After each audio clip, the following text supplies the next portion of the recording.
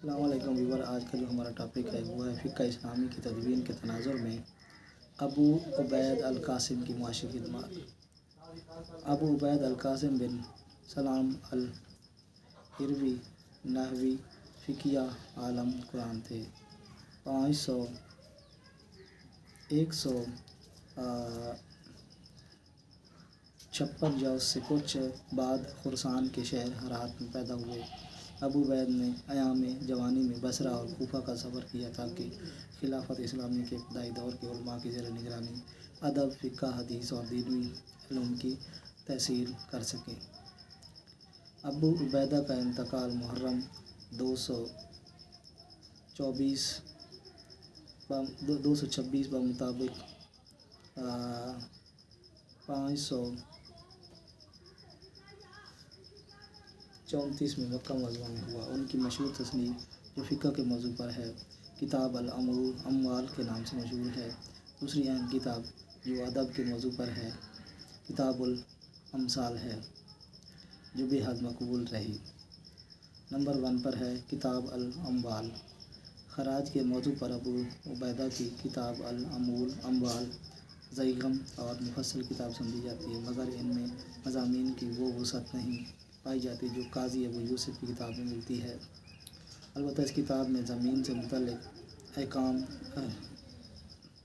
عشر و زکوٰۃ، اہل ذمہ سے کیے ہوئے معاہدوں اور جزیہ کے احکام اور بعض دوسرے موضوعات پر ابو یوسف کی کتاب سے زیادہ احادیث و آثار جمع کر دیے گئے ہیں۔ اس کتاب میں تاریخی مواد ابو یوسف کی کتاب سے زیادہ ہے اور رسول صلی اللہ علیہ وسلم اور صحابہ کرام کے متعدد ایسے خطوط اور خطبے نقل کیے گئے ہیں جو ابو یوسف کی کتاب الخراج میں نہیں ملتے۔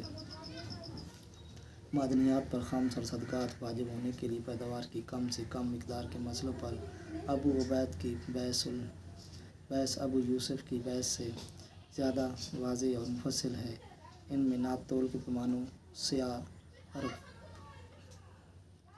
رتل وغیرہ کی مقدار کی بھی تحقیق کی گئی ہے، جس کا ابو یوسف نے سرسری ذکر کیا ہے۔ کتاب الاموال میں تفقہ اور احتجاج سے کام لیا ہے اور زیر غور مسائل کے بارے میں منقول احادیث کے درمیان جمع اور ترجیح کا کام بھی کیا گیا ہے۔ کتاب الاموال کی بعض امتیازی خصوصیات کے باوجود اس میں ابو یوسف کی کتاب الخراج کا قانونی مزاج نہیں پایا جاتا۔ بعض عملی مسائل سے تعرض نہیں کیا گیا جن سے ابو یوسف نے تعرض کیا ہے۔ وظائف اور مجاہدین کا اجراء۔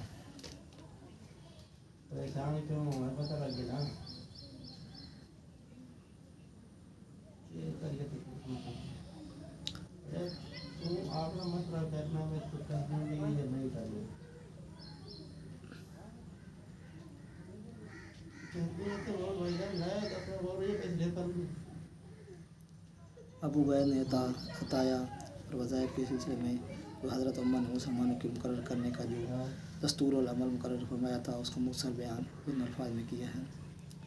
جب حضرت عمر رضی اللہ عنہ کے زمانے میں حکومت میں مال کی بہتات ہو گئی اور اعداد و شمار کے رجسٹر مرتب ہو گئے تو حکومتوں کے کارکنوں، گورنروں اور قاضیوں وغیرہ کے مشورے مقرر کر دیے گئے اور مال اور خزانے جمع کرنے کی ممانعت کر دی گئی اور مسلمانوں پر کاشتکاری اور ذمہ داری ممنوع کر دی گئی۔ اس لیے ان کے اور ان کے اہل و عیال کے روزینے بیت المال سے مقرر کر دیے گئے تھے، بلکہ ان کے غلاموں اور آزاد شدہ غلاموں کے بھی۔ اس سے مقصد یہ تھا کہ قوم عسکری بن جائے اور اس طرح وہ کوچ کے لیے چست و چالاک رہے۔ ان کے سفر کے سامنے نہ ذمہ داری مانے آئے، نہ کاشتکاری، اور یہ کہ وہ بے محنت کی زندگی اور عیش و عشرت میں نہ پڑ جائے۔ مجاہدین کے اہل و عیال کے وظائف۔ انہوں نے مزید لکھا ہے کہ جس طرح مجاہدین کے وظائف مقرر کیے گئے تھے اس طرح ان کے اہل و عیال کے بھی وظائف مقرر تھے۔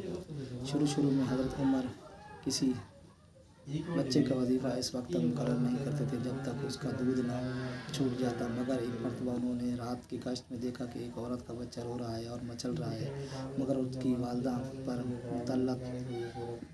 मुतलक असर नहीं है। आपने दरियाफ्त किया तो औरत ने अर्ज़ किया कि उमर का हुक्म है कि जब तक बच्चा दूध ना छूट जाए उसका वजीफ़ा मुकर्रर नहीं किया जाएगा, और मैं परेशान हाल हूँ कि इसलिए कबल अज़ वक्त उसका दूध छुड़ा दिया है।